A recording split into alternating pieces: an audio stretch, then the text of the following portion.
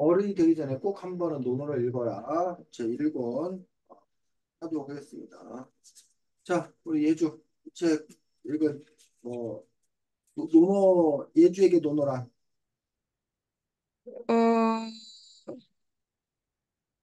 약간 본편을 그니까 뭐냐, 논어 원작을 읽고 싶어졌어요. 정말 논어 원작을 읽고 싶어졌어. 참. 이, 아, 왜냐면 이 여기에는 좀 그 일부분만 되어 있는 거잖아요. 그래서 좀 이 여기에 있는 다른 내용은 또 뭐가 있을까 하고 궁금해져요. 그래서 이제 논어 같은 경우는 이제 보통 공자님 말씀이라고 알려져 있는 거야. 그건 알지? 네. 공자가 직접 쓴 건 아닌 것도 알지? 아, 그러니까 공자가 말로 가르친 거를 훗날 그 제자들이 그 말을 기억하고 있다가 그걸 모아서 이제 쓴 책인 거지. 그다음 또 여기도 이제 보면 자왈 어쩌고 그러잖아. 그 자왈이 공자님 말씀하시되 이런 뜻이야. 공자가 자기가 썼으면 자왈 이렇게 쓰진 않았겠지. 그런 점에서 어쨌든 그 후에 이제 그 제자들이 쓴 건데 다시 그게 또 나뉘어. 어떻게 나누냐? 이 책에도 보면 그 먼저 책 20쪽 보면 뭐 예를 들면 자왈 하기 시습지 불력 열호 유봉자운 박내 불력 낙호 인부지요 인부지불온 불력 군자호 뭐 이런 식으로 원래 그 한자로만 적어져 있는 게 있겠지. 그러려면 이제 온전을 읽으려면 예주가 이제 뭘 공부해야 돼? 진짜. 한자 공부를 해야 돼. 그래서 이제 온전을 읽는 거에 도전하는 사람들이 있어. 음, 그러니까 뭐야 전문적으로 공부하는 사람들, 뭐 한학을 공부하는 사람이라던가 아예 전문적 유학을 공부하는 사람들은 아예 자기가 한자어, 중국어를 배워가지고 원전을 읽으려고 하는 사람들이 있다는 얘기. 그러려면 사실 상당히 많은 에너지를 필요로 하겠지. 그다음에 두 번째가 그 다음에 밑에 보면 이제 거기 뭐라고 돼 있어? 읽어보면 아까 쌤이 한자를 읽었는데 그 밑에 보면 저 이북이라서 페이지가 아, 없어요. 여기 보면 제일 첫 번째 거야. 제일 첫 번째 인데 공자가 말하길 배우고 제때 익히면 즐겁지 아니한가. 친구가 먼 곳에서 찾아오니 기쁘지 아니한가. 사람들이 알아주지 않아도 화내지 아니하니 군대답지 아니한가. 라는 식으로 이제 뭐 해놓은 거야. 해설, 우리말로 풀이해 놓은 거야. 이것들이 다 이제 보통 이제 직역 그거를 그대로 이렇게 번역만 해놓은 그 부분들을 갖고 있다는 거야. 그래서 이제 우리가 그 논어를 읽는 그런 방식이 하나가 온전 아예 그냥 한문을 배워서 읽는 방식. 두 번째로는 한자 플러스 그거에 대해서 뭐야? 뜻풀이만 되어 있는 책을 읽는 방식이 있어. 그런데 그렇게만 해갖고는 사실 우리가 잘 뭘 알기가 좀 힘들어. 왜냐면 전후 맥락의 그런 상황을 알 수 없기 때문에. 그래서 이제 그 다음에 이제 그거에 대해서 주석을 달아놨다고 그러거든. 주석을 달아놨다고 그러는데 그 풀어놓은 그런 책들이 있어. 근데 그 주석이 판이 여러 개가 있어. 누가 그걸 주석을 달았냐에 따라서 그 해석이 제각각 다른 거예요. 그 다음에 이제 네 번째가 이 책처럼 그 주석 달아놓은 거를 바탕으로 그걸 뭐까지 현재 적용까지 현재 우리 생활에 그것들이 어떻게 쓰이는지 어떤 의미가 있는지 그러니까 그 적용까지 시켜가지고 쓴 그런 책들이 있어. 우리는 그 중에서 이제 뭐야? 4차 책을 지금 읽고 있는 거야.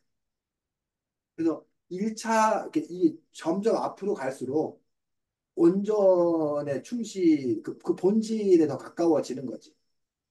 근데 그 얘기는 점점 가까울수록 더 어려워지고 더 많은 에너지를 필요로 하는 거지.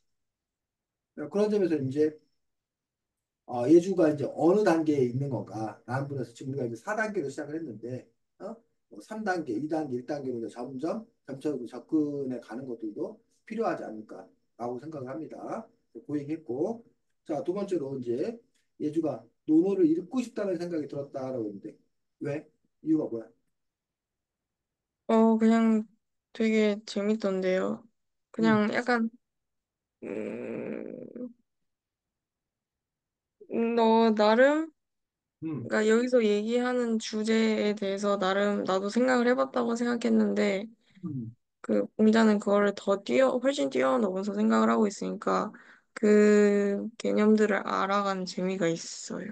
그러니까는 예주에게 뭐 어떤 예주가 그동안 생각했던 바에 대해서 더 깊이 있는 또 뭐 새로운 깨달음을 주는 그런 대목들이 있었다. 네.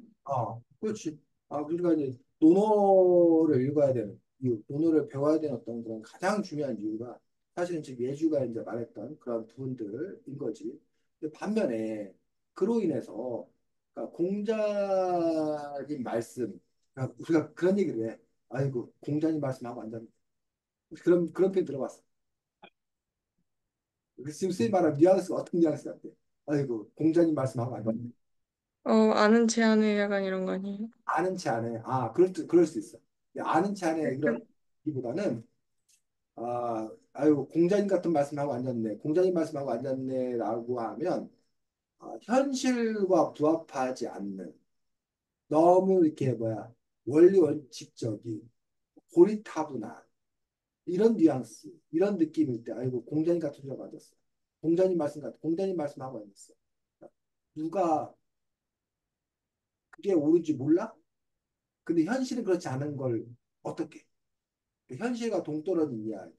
이런 식의 어떤 그런 뉘앙스로 이야기하는 어떤 그런 부분도 있고, 예주는 공자님에 대한 생각은 뭐야? 아는 정보라던가 아니면 공자님에 대한 느낌 뭐 이런 것들. 어, 잘 몰라서 모르겠어요. 특별히, 그렇지. 그러면 선생님 뭐 이런 얘기 하면 안 되겠네. 그래서 공자는 뭐 4대 성인?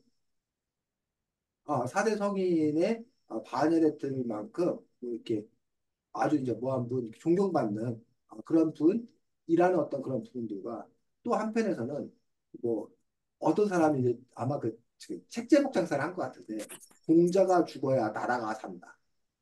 뭐 이런 책을 쓴 사람도 있어요. 공자가 죽어야 나라가 산다라는 책을 써서 그 얘기는 우리 한국 사회에 부정할 수 없는 예주도 뭐 동아도 쌤도 공자의 사상을 기본 베이스에 깔고 있는 거예요. 우리 한국인들의 의식 구조 속에서.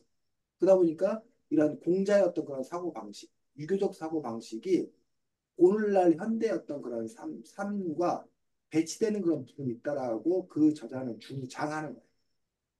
그래서 그걸 뛰어넘어야 된다. 뭐 그래서 이제 공자가 죽어야 나라가 산다. 뭐 이런 식으로 그런 책을 이제 쓰기도 하는 거고. 중국 같은 경우에 공산당이 그 이전에 공자 죽이기에 앞장섰어. 그 공산주의 사상에 맞지 않다고. 근데 지금 또 현재는 그 중국이 그 뭐야 각 세계 이제 학당 우리나라는 세계 그 한글 배우는 학당을 세종학당이라고 보통 그래. 외국에 나가서 한국어 보급을 하고 뭐 이런 걸 세종학당이라고 그러거든. 세종대왕이 갖는 상징성이 있잖아. 근데 중국 같은 경우는 공자학당이야. 공자. 음, 전 세계 공자학당을 세워갖고 중국의 문화를 전파한 어떤 그런 그러면 이제 공자에 대한 어떤 그런 재평가, 공자 알리기 이런 거에 현재 중국 공산당이 본격적으로 나서었던 그런 상태예요. 그것들 이제 시대에 따라서 그 인물에 대한 평가가 조금씩 이제 달라진 어떤 그런 부분들을 볼 수가 있습니다. 동아, 안녕. 안녕하세요. 어, 동아야, 자랑부터 해, 일단. 우리가 부러워할 준비가 충분히 돼 있어. 네? 자랑부터 해봐. 어떤 거요? 너 어떤 거야? 자랑할 준비 돼 있다며. 아, 그거. 뭐부터 하죠? 그럼 네가 알지. 뭘 자랑할지 네가 알지. 어? 벌써 갔다 온지 한 3주 정도가 됐지만, 응. 제일 기억에 남는 게 뭐야? 음, 나이아가라 폭포를 본 어. 것이죠. 아야바로 프로 음, 직관했더니 소감이 뭐야? 정말 크다. 크다. 그래서 네. 큰 거 앞에서 뭘 느꼈어? 무서워졌어요. 무서워졌어? 그냥 무섭다. 네. 그 크기와 소리 때문에. 그냥 너무 커가지고 좀 무서웠는데, 아, 사실 거기서 조금 더 배가 가까이 갔으면 어땠을까라는 생각을 해봤고요. 나야가라 폭포 보기만 한 게 아니라 직접 그 배 타고 그 밑에 들어간 거야? 아니, 들어가질 못했어요. 그냥 그 밑에 조금 둘러보기만 해가지고. 그래, 그래, 그래. 그리고 물도 맞았는데, 음, 재밌었어요. 그래, 그래. 나야가라 폭포가 가장 인상적이었고. 두 번째. 자랑 첫 번째 끝. 두 번째. 습하지 않은 날씨. 아, 미국은 안 습해? 거기는 그 공기가 완전 건조해가지고 햇빛이 올 때 음. 따가운 거 빼고는 습하지를 않아서 숨이 안 막혔어요. 네, 그건 부럽다, 야. 우리나라가 워낙 지금 요즘 습해갖고. 그래. 셋째, 월마트. 월마트? 어, 월마트는 왜? 월마트 크기가 어. 와우. 아, 그냥 사이즈가 진짜 네.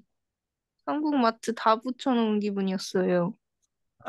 한국에 있는 마트를 다 붙여놓은 기분이었어. 그래서, 저희 동네 마트. 아, 그, 그래서 거기 파는 것도 많고 뭔가 신기했어요. 그래서 뭐 좀 얻은 게 있어? 득템한 게 있어? 음, 자랑할 만한 건 없는 옷 하나 샀어요. 그냥 티셔츠. 예주는 월마트 모르지? 너네 테라스 때는 네. 없었지? 그, 네? 월마트가 사실은 이게 대형 그 마트의 시초, 성공한 시초거든. 근데 음, 우리나라에 와갖고, 성공을 못했어.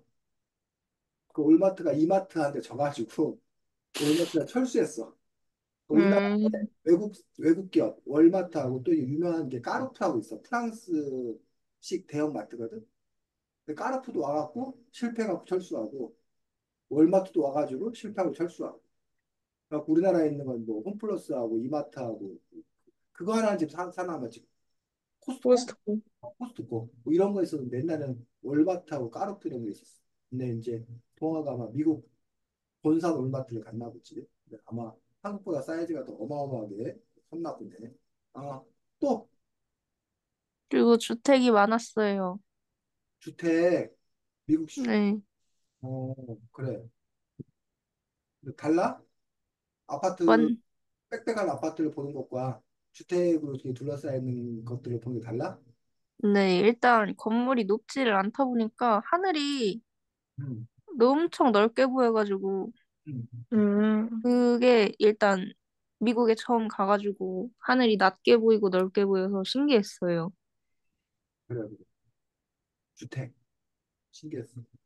주택 살아보고 싶었어요. 2층 집이던데 음. 마당도 있고 차고도 있고 너 거기 간 친척집은 주택이 아니야? 아니요 주택인데 마당도 있고 차고도 있고 2층 집이고 아, 뭔가 되게 그 자체가 멋졌어요. 예주 혹시 예주 아파트만 계속 살았지? 네. 너도 주택에 대한 로망이 있어? 안 살아서 어, 있었는데 요즘 별로 없었어요. 동화하는 데서 주택에 대한 로망이 생겼어? 나중에 미국에서 산다면 어쩔 수 없이 주택에서 살긴 하겠지만 한국에서 난 한국에서도 주택에 살 수 있잖아. 근데 한국 주택은 어. 뭔가 이렇게 좁은 여기로운 그로게다가 다 같이 있는 모습 그런 느낌인데 여기는 그냥 아니, 뭐라 해야 될까요? 동화야. 한국 주택도 좀 이렇게 부자동 미국 주택 같은 데 많아. 제가 부자 동네를 안 가봐서 네가 조금만 네가 저기 부자 동네 가보면 돼. 그러면 미국 주택보다 훨씬 좋은 한국 주택도 많아. 그래요. 부자 동네를 가, 부자 동네를. 음, 그래. 그리고 요즘에 그 새로 짓는 신도시 그 주택단지 같은 경우는 다 네가 지금 말한 대로 마당 다 있고 다 이렇게 다 돼 있어. 그런 식으로 주택들. 와우. 근데 네가 주택에 살려면 둘 중에 하나가 돼야 돼. 하나는 돈을 많이 벌어서 그 주택 관리하는 사람을 고용해가지고 하던가 아니면 네가 엄청 부지런하던가 아니면 네 음, 남자친구가 엄청 부지런하던가 그 주택 그 관리하는 게 그 사람들이 아파트에 사는 제일 중요한 이유 중에 하나가 관리를 다 해주니까 공동 관리를 음. 해주니까 아파트에 편하다고 그냥 또 그렇게 얘기하는 사람들도 있는 거죠. 그래 그래. 어, 언어 가서 네가 맡은 일은 잘했어? 너 그 언어 모음이로 간 거잖아. 아유, 제가 무슨 언어 도움입니까? 거기 가니까 사촌 동생이 잘 영어를 잘해서, 어, 그리고 또 고모부도 잘하시고, 어, 저는 그냥 어, 듣기만 했어요. 그리고 막 다 들려? 아니요. 들리지도 않아서 그냥, 달라? 그냥 그, 너무 말이 빨라요. 그 학생 너무 말이 빨라. 그러니까 그 영어 듣기 평가에서 어, 그 살라살라살라 하는 말을 어, 조금 더 빠르게 하는데 그거를 연속적으로 계속 한다고 생각하시면 되는데 음, 그렇군. 그래서 대충 써 있는 거 대충 보고 뭐 듣는 것도 들리는 단어만 듣고 그런 식으로 했어요. 예주는 영어 어때? 저요? 어, 너 영어 영어 어, 좀 조금 잘해? 어, 그 뭐야, 외국 오늘 사람하고, 오래 다니니까 미국 사람하고 직접 이렇게 얘기하거나 그런 경험들이. 아니 얘기는 해봤는데 음, 저도 며칠 같이 있어봤는데 음. 확실히 그 직접 대화해보는 게 영어 실력이 훨씬 늘어요. 그렇구나. 동화도 동의해? 네. 어, 아유, 그래, 그래. 말을, 말을 걸어 주셨는데, 음, 뭐라 말을 대답을 해야 될지 일단 고민이 들어가지고, 그래. 말을 못했어요. 근데 스님도 이제 그게 문제인 거지. 그러니까 이렇게 들으면 저걸 영어로 어떻게 말을 해야 되지? 뭐 이렇게 우리 그 변환의 과정을 거치잖아. 근데 이제 그러면 안 된다고 그러잖아. 그러니까 어렸을 때 영어를 배우는 게 그냥 영어로 사고하고 영어로 듣고 영어로 바로 얘기해야 되는데 자꾸 우리가 이제 그거를 한국말로 번역한 다음에 이걸 영어로 어떻게 얘기해야 되느냐 이렇게 생각하는 그런 거를 버리라고 그러더라고. 언어를 하는 사람들이. 근데 선생님은 그게 어떻게 그 바로바로 생각이 나나. 그래서 이제 뭐 자꾸 그 상황 자체에 익숙해진다는 그런 얘기도 하는데, 네, 알았습니다. 부럽습니다. 선생님 미쿡을 못 가봐가지고 어찌하다 보니 영리를 다 못 가봐가지고 자 기회가 있겠지 언젠가. 자, 어, 동화는 책 있고 있는데, 너도 이북이야? 네? 책 책으로 있어? 네, 있어요. 있는데, 어, 뒷부분을 음, 다 못 읽었어요. 못 읽었고 어디까지 읽었어? 몇 쪽까지? 그, 여기 113쪽이요. 중간까지 2장까지 읽었구나. 2장 2장 정도까지 읽었고 그렇지. 그래서 지금 우리 예주랑 이 책을 읽은 의미, 네, 공자에 대한 어떤 그런 생각들 그런 얘기를 하고 있는 중이었습니다. 동화는 어땠어 이 책? 재밌었어요. 동화도 재밌었어. 예주도 재밌었대. 동화는 어떤 재미야? 일단 뭔가 어디서 들어본 것 같은 말들이 계속 나오고, 음, 또 새로운 것도 나오고, 음, 이 사람이 설명을 하면서 뭔가 공감이 되게끔 음, 공감이나 아니면 또 제가 어디서 봤던 것들이 계속 다 나오니까 음, 반가웠어요. 음, 그러다 보니까 재밌었어요. 음. 그래, 그럴 수 있지. 그래서 두 가지야. 그 참 게 묘해. 아는 얘기가 나오면 긍정적인 거로 치면은 동화가 말한 대로 반가워. 재밌어. 근데 또 어떻게 되면 아는 얘기가 나오면 지겨워. 뻔해. 근데 그 차이가 뭐냐는 얘기지. 그러니까 모르는 게 나오면 새로워. 신기해.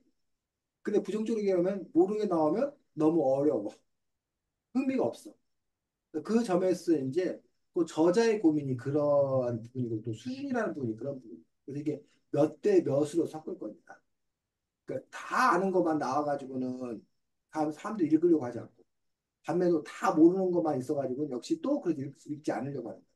그런 점에서 그 배합, 아는 얘기와 새로운 이야기를 적당하게 잘 섞어줘야 그래야 사람들이 거기에서 재미와 흥미를 느끼는 그런 부분이어서 예주나 동화가 나중에 뭐 책을 쓴다고 할 때, 또는 예주나 동화가 무슨 새로운 상품을 만든다고 할 때, 뭘 판매한다고 할 때, 바로 그런 점에서 이제 그 상대방에게 그 배합 비율을 적절하게 잘 해가는 것들, 그런 부분들도 이제 필요한 대목이라고 생각이 듭니다.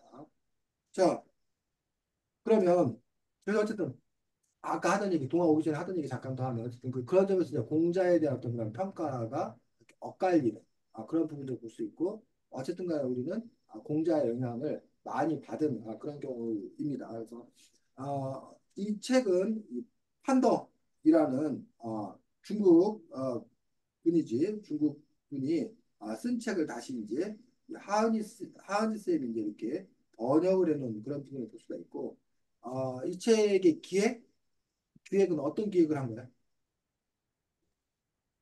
공, 책의 기획은 이 책의 특징은 공, 14쪽 그리고 예주 입장에서는 머릿말인데 그냥 우리 찾기 편니까 동화가 그냥 찾아서 읽도록 하겠습니다. 프롤로그 14쪽 읽어보시죠. 읽어요. 이 책에서는 이 책에서는 오로지 청소년들이 가장 관심 있는 공부에 관련된 주제만 다루었습니다. 그렇습니다. 논어는 공부에 관한 책입니다. 논어의 핵심 취지가 바로 배움이기에 그렇습니다. 공부는 단순히 학습적인 부분만을 얘기하지 않습니다. 인간관계, 일상생활, 교우 관계 모든 것이 배움에서 시작됩니다. 이는 공자가 강조했던 일일관지, 한 가지 이치로 모든 것을 꿰뚫어 본다는 진리를 구현하고 있는 것입니다. 까지 그래서 이제 논어라는 책을 어떻게 볼 거냐라는 부분에 따라서 이제 뭐 해석이 다르지만 어쨌든 사실 논어는 어떤 사람들은 그 제왕 왕이 이 나라를 어떻게 경영을 할 것인 건가, 아니면 뭐 세상을 어떻게 살아갈 것인 건가에 대한 인생의 가르침을 주는 책이다라고 보는 경우도 있고, 아니면 논어에서 어쨌든 공자가 이제 그 제자들을 가르치는 그러한 스승이었기 때문에 이 책에 나와 있는 것처럼 논어 그 자체가 공부에 관한 것이다. 근데 그 공부라고 하는 것들이 학생들이 해야 될 어떤 그런 공부라는 좁은 개념의 어떤 그런 공부보다 뭐 넓게 말하면 인생 공부라고 얘기해. 인생을 살아가는 어떤 그런 길, 그런 부분에서 공부라고 얘기할 수 있는 건데, 어쨌든 이 저자는 좁은 좁은 의미의 학생들이 살아가는 과정에 있어서 공부가 갖는 어떤 의미들을 논어 전체의 책 중에서 학생들의 어떤 그 공부와 관련된 부분들을 뽑아서 그거가 갖는 의미를 이 사람 나름대로 풀어서 적용해서 설명하고 있는 책이 바로 이 책입니다. 그래서 어, 여기 그 보면 각 장별로 이제 이렇게 나누어서 이제 그 얘기하고 있는 것들을 볼 수가 있는데 어, 돌아가면서 예주하고 동화가 돌아가면서 가장 그 인상 깊었던 구절 해서 이런 부분들을 하나씩 얘기를 하고 그 부분에 대해서 조금 더 살펴보는 그런 방식으로 하도록 했고 미리 얘기를 하자면 다음 주 글쓰기 거든. 다음 주 글쓰기 과제는 여러분들이 이 책에 나와 있지 않, 그냥 찾으면 돼. 찾으면 예를 들면 뭐 그,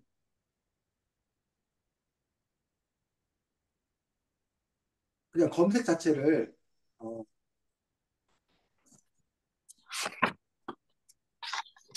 네이버나 이런 데 가가지고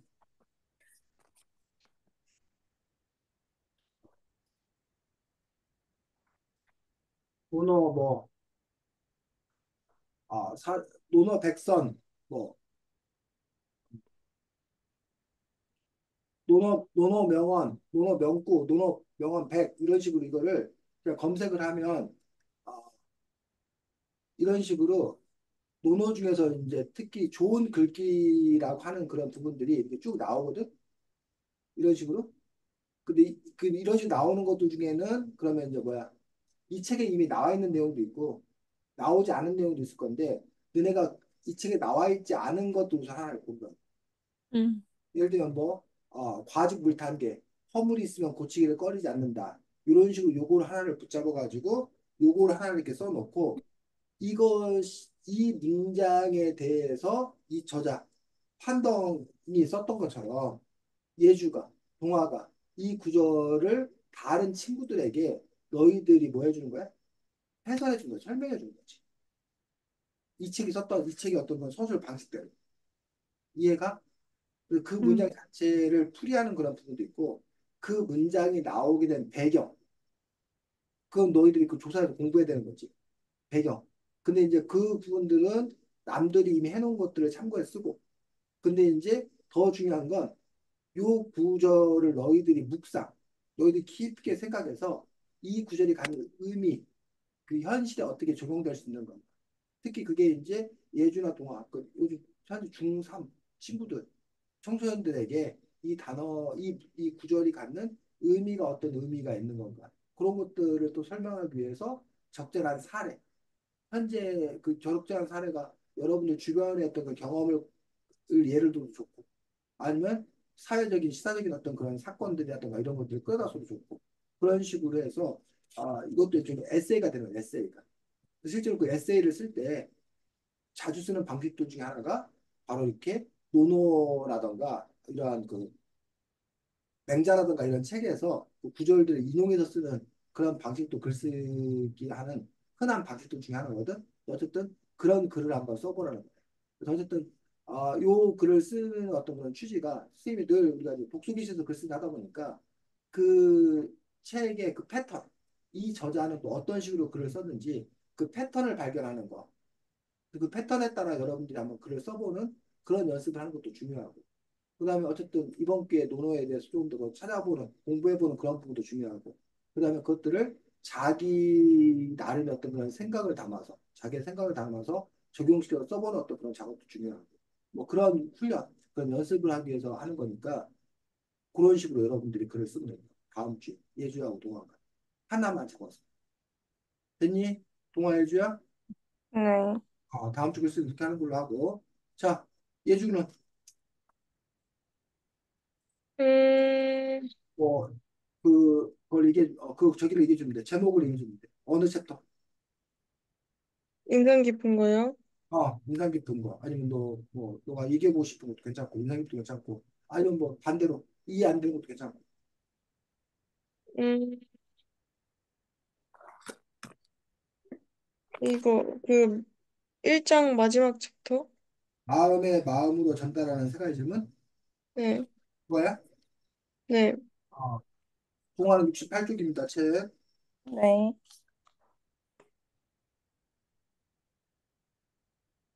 자, 거기 먼저 예주가 꼭 찾았어? 그 본문? 네. 그래서 그거 읽어주겠습니다. 먼저 원문을 증자와 5월, 증자왈, 5일 삼성오신, 위인 모의 불충호, 여붕 우교 이불신호, 전불스포, 어, 거기 프리 나는 매일 세 가지로 자신을 반성한다. 다른 사람을 위해 일을 도모하면서 충실하지 않았는가? 친구와 사귀면서 믿음이 있지 않았는가? 전수한 것을 익히지 않았는가? 그세 가지 구절에 대해서 이야기하고 있습니다. 자, 그래서 이 앞에서 이제 증자가 누군가에 대해서는 사실 이렇게 설명을 하고 있거든. 그래서 이제 여기 있는 이 챕터 69쪽에서는 증자에 대한 이야기가 나와 있지 않는 걸 거야. 그런데 사실은 이제 만약에 예주나 동화가 다음 주에 글을 쓴다면 요거 같은 경우라면 증자가 누구인지 또 먼저 뭐 해줘야 돼? 조사해서 써줘야 되지. 공자의 시대 중에 이제 증자가 있고 이 증자라는 사람도 또 그 공자의 시대 중에서 되게 의미 있는 어떤 그런 사람이에요. 증자라는 사람이 실제로. 자, 요 구절. 자, 그래서 이 책에서 보면 69쪽의 첫 문단에서 이제 공자가 증자에 대해서 어떻게 평가했는지 뭐 그 얘기들을 이제 쓰고 있는 것도 볼 수가 있고 어쨌든 먼저 첫 문장을 살펴볼까 해서 매일 세 가지로 자신을 반성한다라고 그 얘기하고 있습니다. 자, 그러면서 이제 이 책의 저자가 이 말이 뜻하는 바가 뭔지에 대해서 설명을 하고 있는데 어, 69쪽 밑에서 둘째 줄 동화가 읽어줄까? 비판적 사고의 저자는 비판적 사고의 가장 높은 수준을 자기 반성이라고 설명합니다. 자신을 돌아볼 줄 모르고 비판력이 부족한 사람은 타인, 타성에 젖어 매일 못한 습관에서 헤어나오지 못하죠. 사람들은 타인을 비판적으로 관찰하면서 정작 자신을 되돌아보는 일에는 관대한 편이지요. 그래서 비판적 사고의 가장 높은 수준은 남이 아닌 바로 자기 자신을 돌아보는 일입니다. 그러니까 공적 그래서 지금 여기 첫 번째 이제 나는 매일 세 가지로 자신을 반성한다라는 구절에 관해서 이 저자는 비판적 사고라는 책을 쓴 자기의 배경지식이지 배경지식. 자기가 읽었던 다른 책과 이거를 모여서 연결시켜서 비판적 사고의 가장 기본이 자기 반성이다.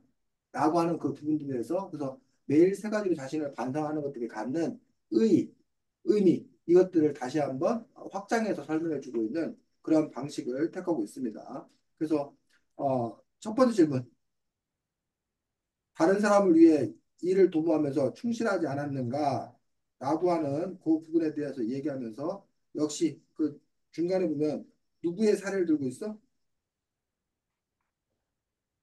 쓰다 문데라키. 마스다 무네아키라는 츠타야 서점을 보면서 그래서 이제 그 서점하는 이야기를 그 예를 들면서 역시 이 부분들을 설명하고 있다는 거지.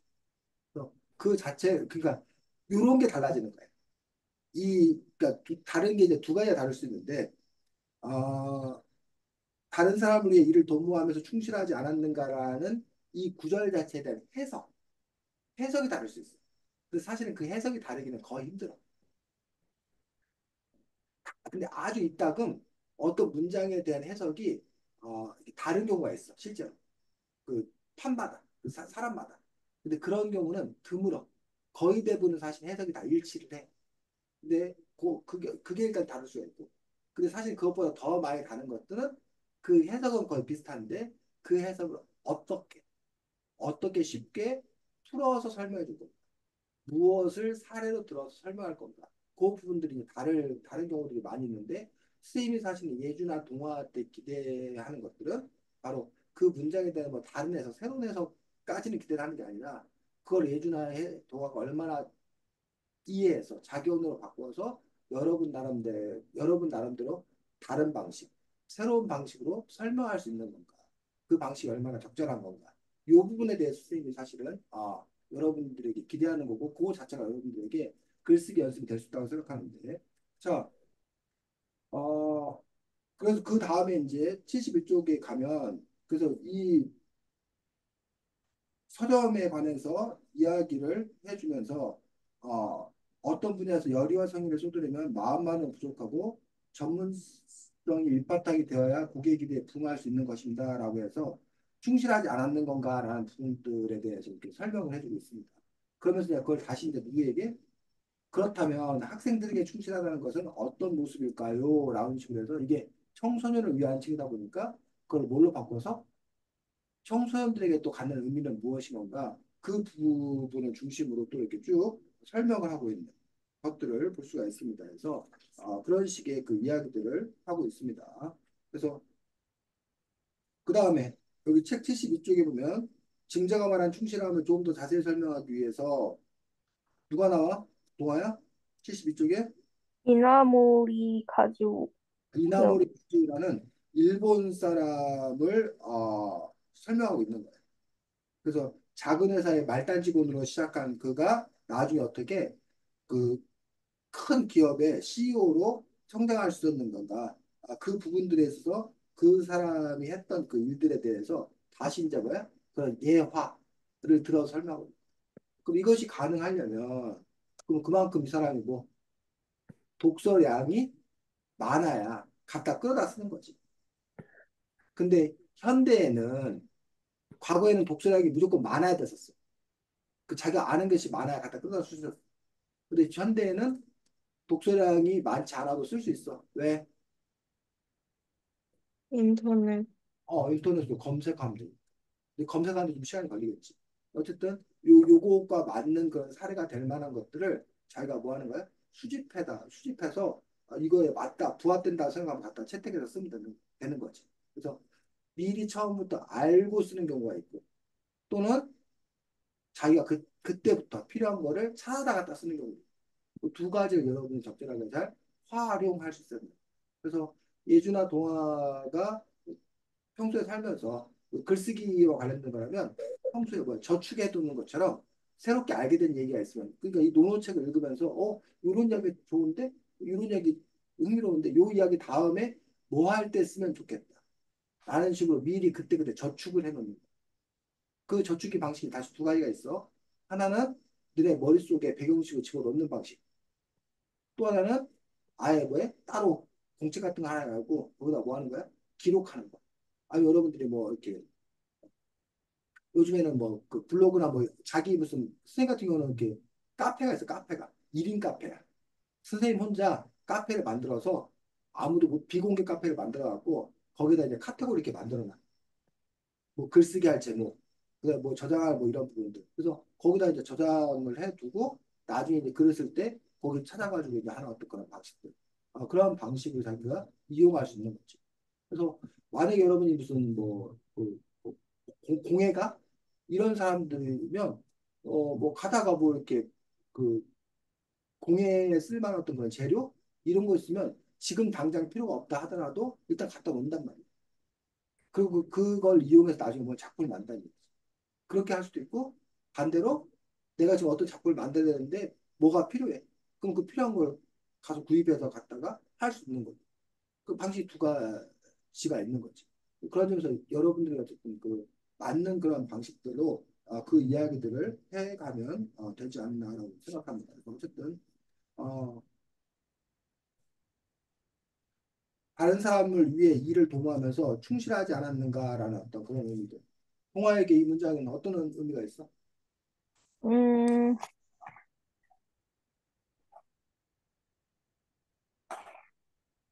이런 생각을 해, 동아야? 이런 반성을 해본 적 있어? 자기 반성을? 어, 전 오지랖이 커가지고 응, 오지랖이 좀 있어가지고 근데 이거에 대해서 깊게 생각을 안 해봐서 응. 음, 잘 모르겠어요. 예전에 이 문제가 어떤 의미가 있어? 다른 사람을 위해 일을 도모하면서 충실하지 않았는가? 저는 제 일에는 매사 충실한 것 같은데, 응, 다른 사람의 일에는 전혀는 아니고, 응. 좀 충실하지 않는 것 같아서. 그 선생님이 뭐 예주하고 동아에 대해 잘 모르지만 예주가 뭐 반에서 반장을 맡고 있고 동아가 무슨 이렇게 동아리 무슨 이런 걸 하고 있잖아. 그런 점에서 이렇게 봤을 때 다른 사람을 위해라고 하는 어떤 그런 부분들이 예를 들면 학급을 위해 네가 하는 일들이 또는 동아가 뭐 독서 동아리나 뭐 이런 그 너가 하는 그런 과학 동아리 뭐 이런 동아리들을 위해 네가 하는 일들이라고 하는 그 부분들에 있어 과연 그 일들을 하는 데 있어서 충실하게 하고 있는 건가? 지금 예주가 했던 나는 내 일에 대한 충실한다. 그러니까 우리가 그 일을 마치 누구 일처럼 내 네. 일처럼 하고 있는. 그러니까 내 일 자체에 대해서 충실 안 하는 사람도 있어. 자기 일인데도 불구하고. 근데 대부분의 사람들은 자기 일을 열심히 한다는 얘기예요. 그래서 특히 이 다른 사람들의 일을 도모하면서 충실하지 않는 건가 이 부분이 이걸 좀 뭐라고 해야 돼? 오해? 이렇게 나쁘게 말하면 이 구절 사장님들이 좋아해. 왜 이 구절 사장님들이 좋아할까? 동아야. 자기 일 열심히 해서 어? 음, 자기 일이 아, 그러니까 자기 일 열심히 해서 자기 일 열심히 해서 사장님 좋아한다고? 요즘 왜 네. 사장님 좋아할 것 같아? 이 구절을. 알바생이나 직원들이 열심히 하니까. 그렇지. 알바생이나 직원들한테 야 공자님 증자님이 말씀하시기를 다른 사람을 위해 일을 도모하면서 충실하지 않았는가 늘 반성하고 있어. 너네 말이야, 너네 일 아니라고, 회사 일이라고, 너네 대충 하면 되겠어? 너희들이 이거 자체에 충실해야 된다.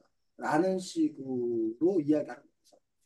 과거에는 회사 일과 그 회사 일을 회사와 나를 하나로 봤어. 내가 그 회사에서 열심히 일을 해야 회사의 성공이 곧 나의 성공으로 여긴 거야. 그걸 당연히 여긴 거야. 근데 요즘 사람들 중에 회사 일을 나의 일로 여기지 않는 사람들이 좀 있어. 많아. 그 회사 일과 나의 일을 뭐라고 생각하면 계약 관계라 생각. 그 내가 뭐 한 만큼만 월급 받은 만큼만 뭐 하면 된다? 일하면 된다. 라고 생각해. 물론 이제 사람들 중에는 그래서 야 월급 준 만큼이라도 제발 일해라. 이런 식으로 얘기를 하는 사람도 계셔. 실제로. 뭐 월급 받은 만큼도 일을 안 해서 이제 문제다 얘기를 하는데 또 어쨌든 그러면서 이제 그 노동자들 직원들 입장에서 내가 그 회사에서 열심히 일을 해봤자 남 좋은 일 시키는 거 아니냐. 근데 이제 그 사람이 만약 자기가 뭐라면 자기가 자영업자라면 그게 자기 일이라면 되게 열심히 할 거라는 얘기야. 자기가 일한 만큼 그 소득이 자기에게 돌아오니까. 어?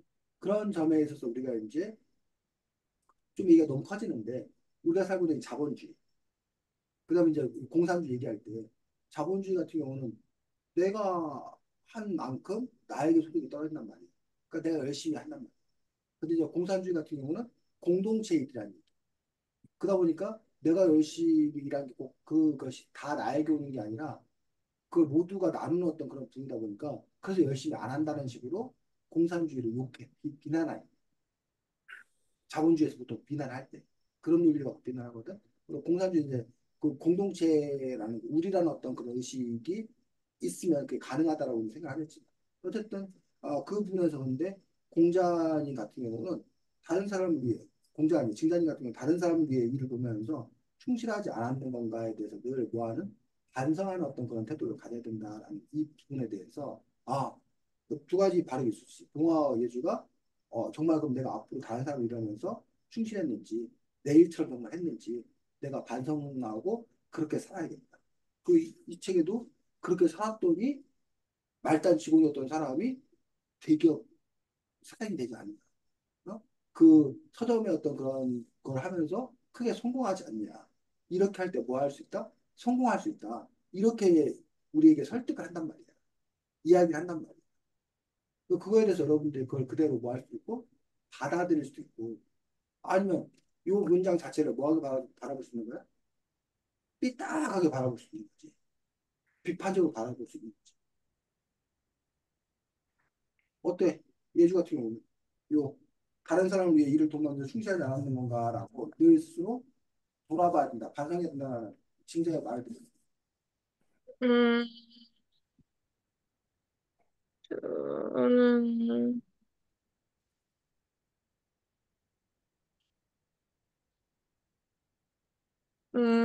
모르겠어요. 좀, 거야. 음,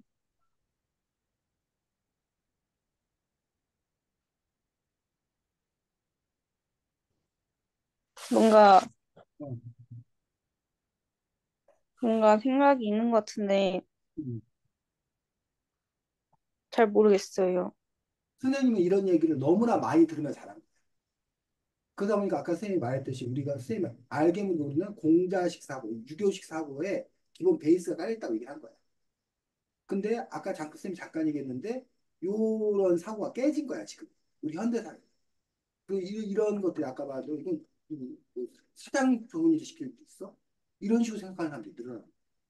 그거에 대해서 걱정하는 걱정하는 그런 어른들이 있는 거고.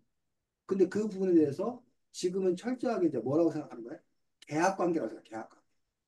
정당한 대가를 지불하고 일을 하라고 해요. 왜 이른바 열정페이, 열정페이란 말 들어봤어? 이런 논리를 갖고 네가 열심히 지금 하면 나중에 너가 뭐 할 거다 성공할 거다. 그래가지고 예를 들면 뭐 그 인턴 직원 뭐 이런 사람한테 일을 엄청 시키는 거야. 월급 제대로 안 주고. 그런 점에서 이제 그리고 옛날 에 견습생이라고 그러나 미용실 같은데 그걸 배우는 사람들이 있어. 그러면 이제 그걸 기술을 너에게 알려줬으니 너가 임금 월급도 거의 받지 않고 일을 해라. 이거를 그 과거에는 그걸 당연하게 여겼어. 이거 도제 교육이라고 해가지고. 근데 요즘에 그게 다 뭐야? 불법이야, 불법. 그 오는 그 사람한테도 다 뭐였는 거야. 최저임금이라도 당연히 지불해야 된다는 거야. 그래갖고 그런 점에서 그러면 이제 그 최저임금 받는 사람이 그거 가서 일을 해. 그럼 그 사람 입장은 뭐만 하면 된다는 거야. 최저임금 받은 만큼만 일을 하면 된다는 거야. 직원의 입장. 근데 이 책의 논리에 따르면 그 내가 임금을 얼마를 받냐 그게 중요한 게 아니라 남의 일이지만 내가 그 일을 정말 뭐 했느냐? 충실히 최선을 다했나? 그걸 생각해 보라는 거야. 근데 그 충실히 최선을 다한 어떤 그런 부분들이 그래서 과연 그 성과가 골고루 배분이 될 건가? 아니면 그게 정말 사장 좋은 일만 시키는 건가? 라는 점에서 이 책에서는 사장 좋은 일만 시키는, 이 책이 아니지. 현대 사회에서는 그 사장 좋은 일만 시키는 거다. 근데 그것들이 왜 그러냐면 오해하지 말 것은 이 책이 쓰여진 당시는 자본주의 사회가 아니었던 거예요. 음, 공본적인 어떤 그런 사회 속이고 공동체적인 어떤 그런 사회였단 말이에요. 그래서 이렇게 충실히 하면 보상이 있을 거다. 라는 어떤 그런 전제가 있는 거예요. 그리고 그리고 그것들이 실현되는 사회가 좋은 사회다, 이상적인 사회다 생각하는 거예요. 근데 지금 우리가 살고 있는 자본주의 사회는 그런 정적인 어떤 그런 관계에 의한 사회가 아니라 대학 관계에 의해서 계산적인 어떤 그런 관계의 사회로 뭐 한 거야? 바뀐 거야. 이런 곳에서 근데 이러한 과거의 이런 공동체적인 어떤 그런 사고들, 감정적인 어떤 그런 대응들, 이런 것들을 요구하는 것들은 잘못된 요구다. 라는 식의 어떤 그런 비판이 있는 거고. 하지만 그럼에도 불구하고 여전히 우리가 사람들이기 때문에 예주나 동화가 어디 회사에 가서 어? 남일인데 충실하게 정말 할 때 당연히 뭐 할 거다? 눈에 띌 거고. 그럼 당연히 너희들이 뭐 할 거다? 다른 사람보다 더 빨리 승진할 거고 보상을 받을 거다. 이런 식의 어떤 그런 주장을 펼치면서 여전히 이 논리는 유효하다. 좋다. 이런 성품을 여러분이 배워야 됩니다. 나는 그런 것들이 가치 있어, 가치. 그래서 그 부분에서 여러분들이 이제 어떤 가치관을 선택을 할 건가라는 부분들. 그래서 이제 아까 쌤이 그 공자의 어떤 그 논어가 여전히 유효하다. 여전히 삶의 어떤 그런 철학이나 이런 부분에서 필요한 부분이다라고 주장하는 사람들이 있는 거고. 그리고 이러한 공자의 어떤 그런 사상이, 논어의 사상이 우리 생활 전반에 구현될 때 우리 사회가 더 좋은 사회가 될 거다. 라는 그런 생각을 갖고 있는 사람도 있는 거고. 반면, 아까 말했듯이, 오히려 이런 것들은 현대의 변화된 사회의 모습에 맞지 않다. 오히려 이러한 모습들은 악용될 뿐이다. 악용될 여지가 있을 뿐이다.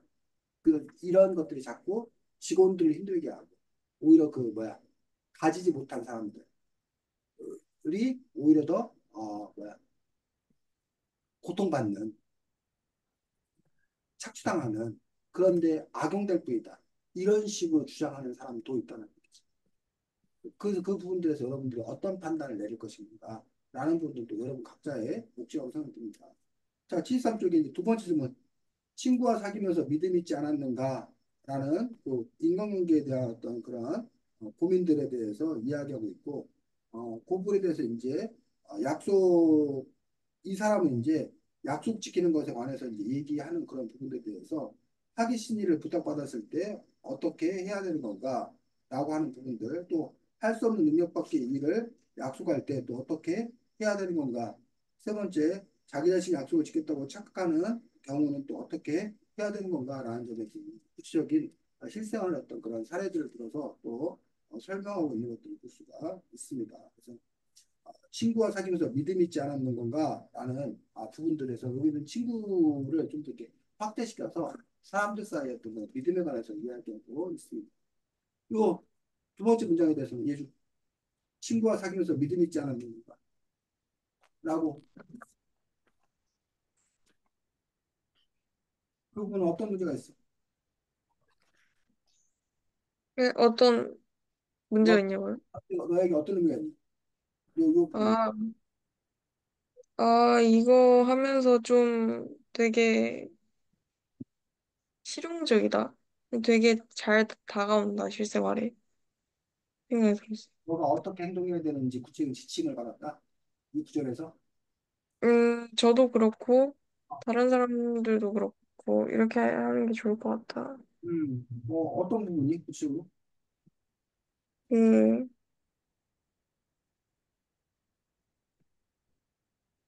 음, 첫 번째 게 좀 공감이 됐어요. 그 하기 싫은 일 부탁받았을 때, 음, 그 부탁, 막 그 받은 당시에는 한다고 하다가 막 그때 임박해 오면 음, 말도 안 되는 변명을 하면서 거절하는 경우가 좀 있잖아요.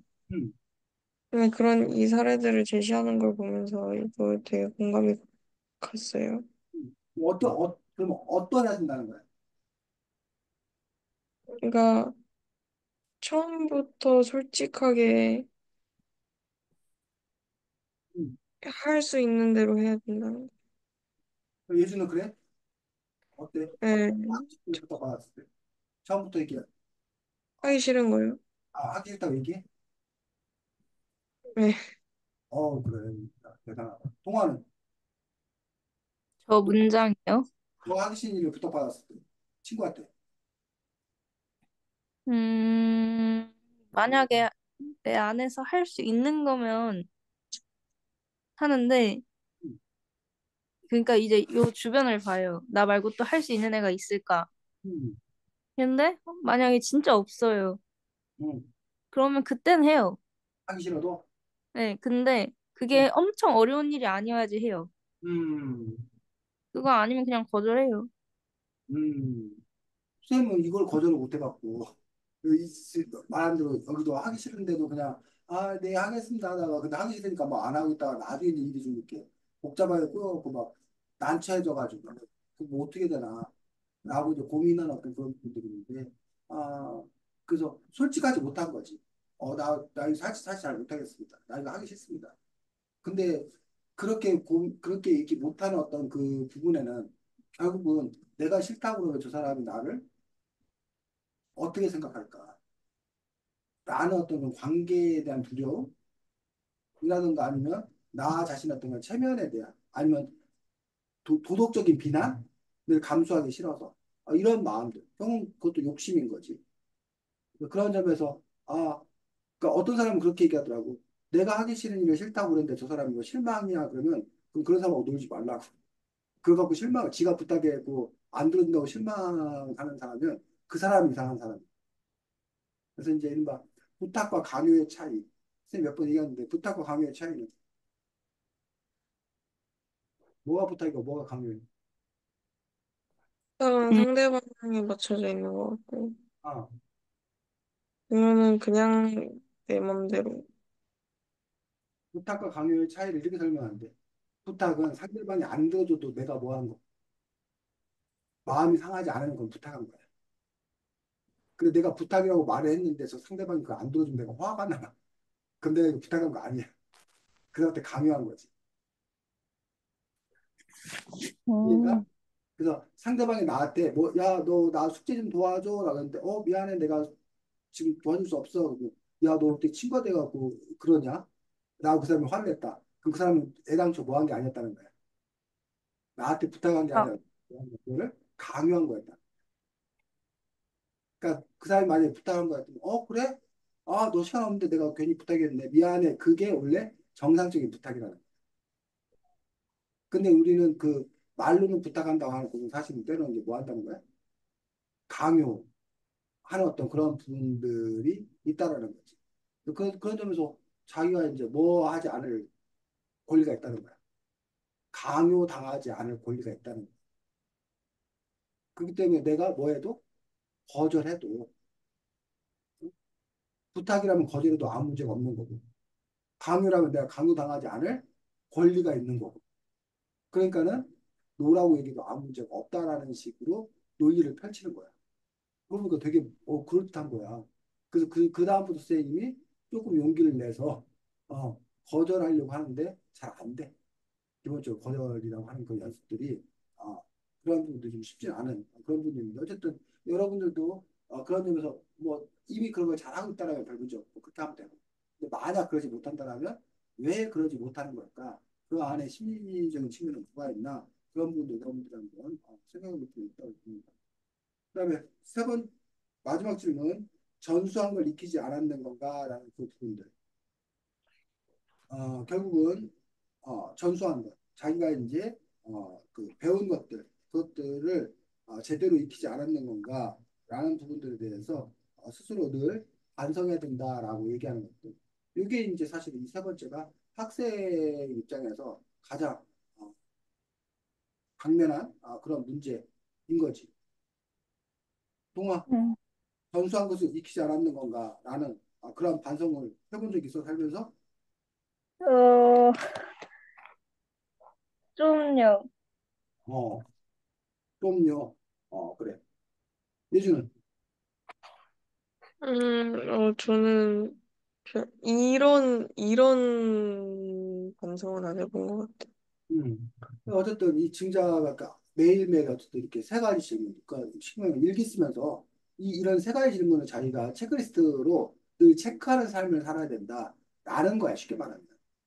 그러면서 이제 삶에서 중요하게 그 해야 될 것들이라는 부분들에서 충실했나, 어? 신뢰가 있었나, 그다음에 제대로 익혔나, 이런 부분들을 자기 스스로를 돌아보며 살아가야 제대로 된 삶을 살 수 있다라고 증자는 얘기하는 거고, 만약에 이 질문이 예주에게 동아에게 의미가 있었다면 오늘부터라도 살면서 늘 그러한 그 체크리스트를 가지고서 자기 삶을 이제 체크해 나간다라면 아무도 그렇게 살려고 자기가 애쓰겠지. 그러면서 이제 그런 더 나은 삶을 살 수가 있을 거다라고 얘기하는 거고.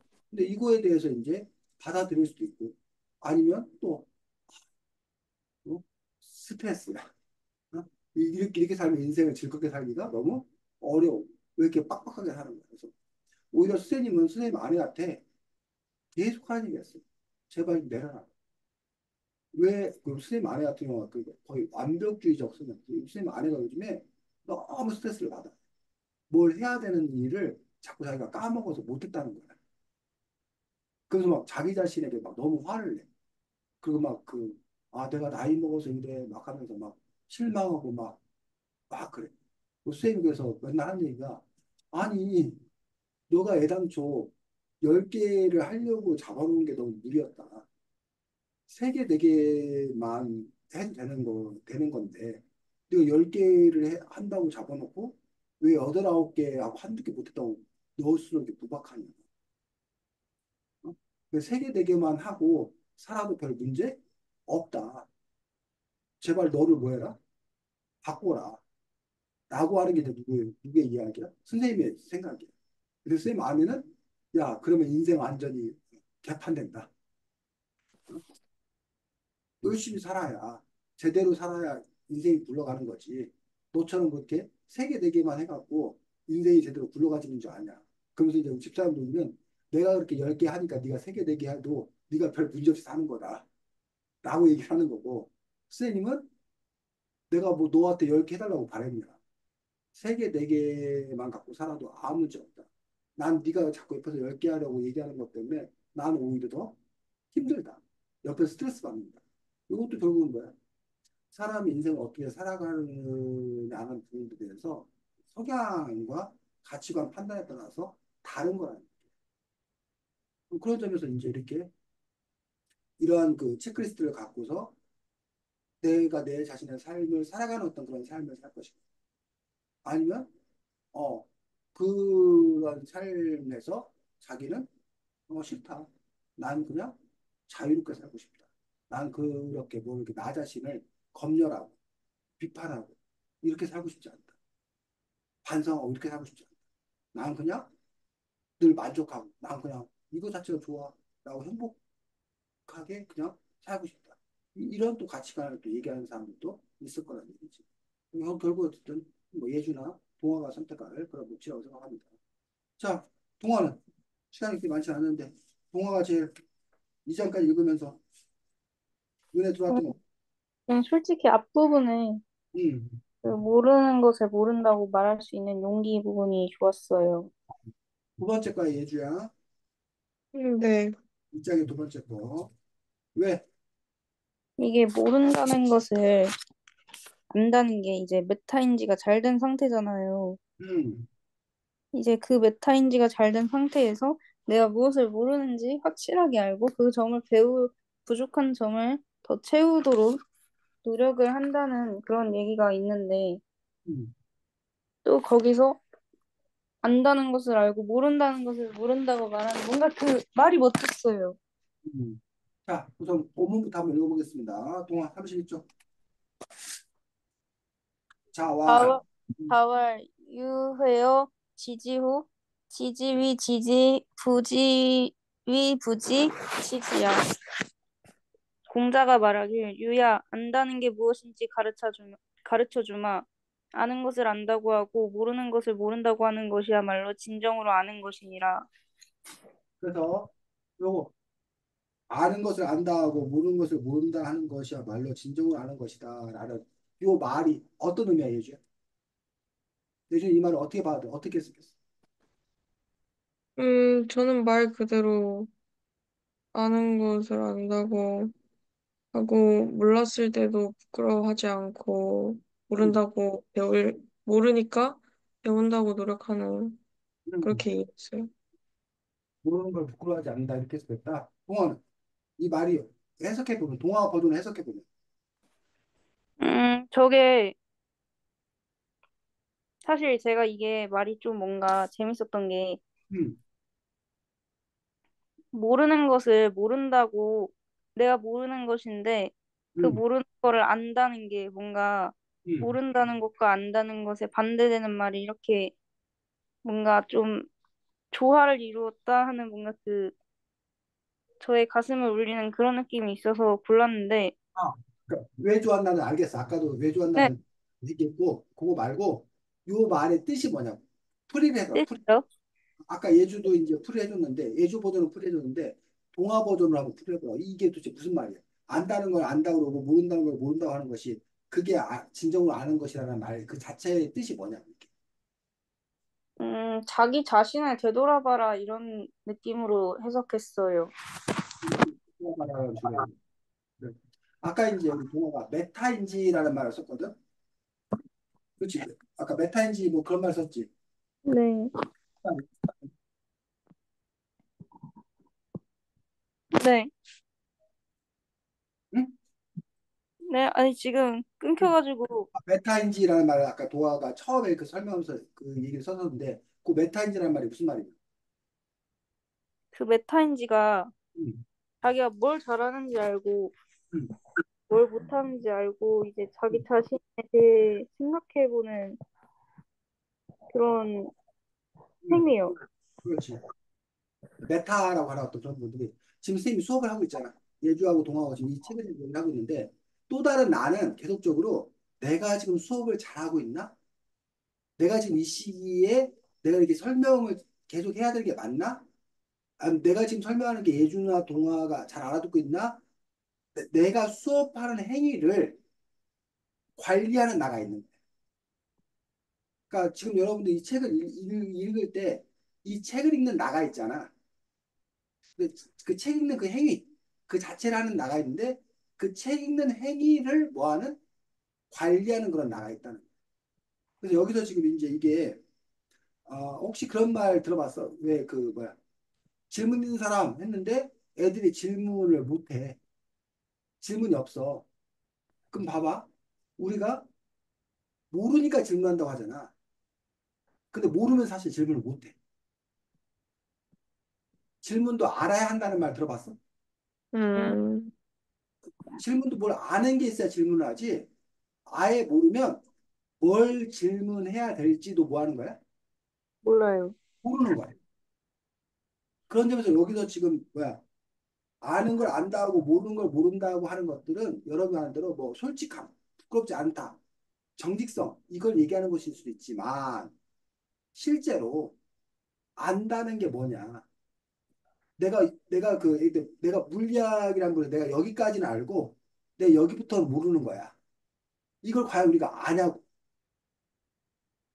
그걸 알려면 물리학에 뭐뭐가 있는지를 알아야 그래야 내가 아는 게 뭐고 모르는 게 뭔지 아는 거잖아. 근데 물리학이라는 것 자체를 내가 뭐 하면 모르면 내가 아는 게 뭔지 모르는 게 뭔지도 뭐 한다는 거야? 그것도 모른다는 거야. 그 사실은 아는 걸 안다고 모르는 걸 모른다 하는 정도까지만 가도 그 사람은 되게 많이 아는 거라. 지금 세명이가 이해가 돼? 뭔 네. 말인지? 그런 점에 그래서 그런 의미일 수도 이 말이 그런 의미일 수도 있고 아니면 아까 모르는 건 부끄러운 게 아니다. 모르는 걸 모른다고 하고 그 모르는 것으로부터 시작을 해서 거기서부터 뭐야? 알아가면 되는 거다. 그래서 이제 이른바 요 얘기하면 이제 제일 많이 나오는 게 소크라테스야.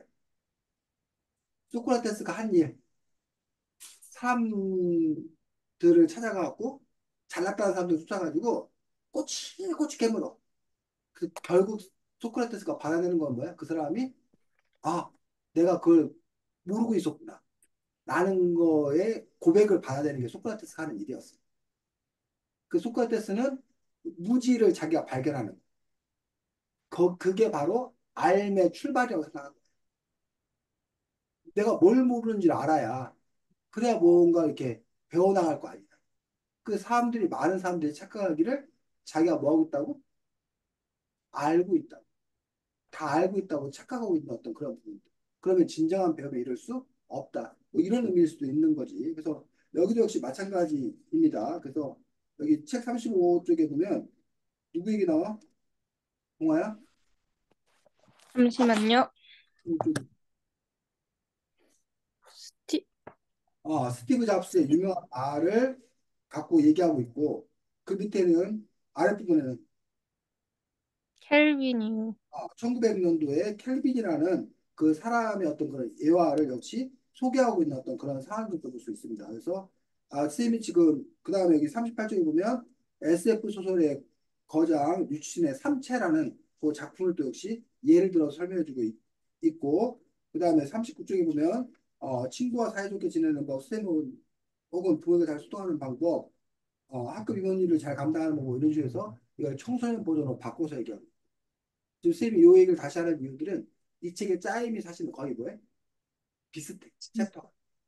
이 사람이 이 글을 쓰는 방식이 챕터의 그 본문만 달라졌지 구사하고 있는 방식은 거의 비슷하기 때문에 이런 글의 짜임을 여러분이 파악해서 다음 주에 글쓰기 할 때 그런 방식으로 글을 쓰면 된다는 거죠.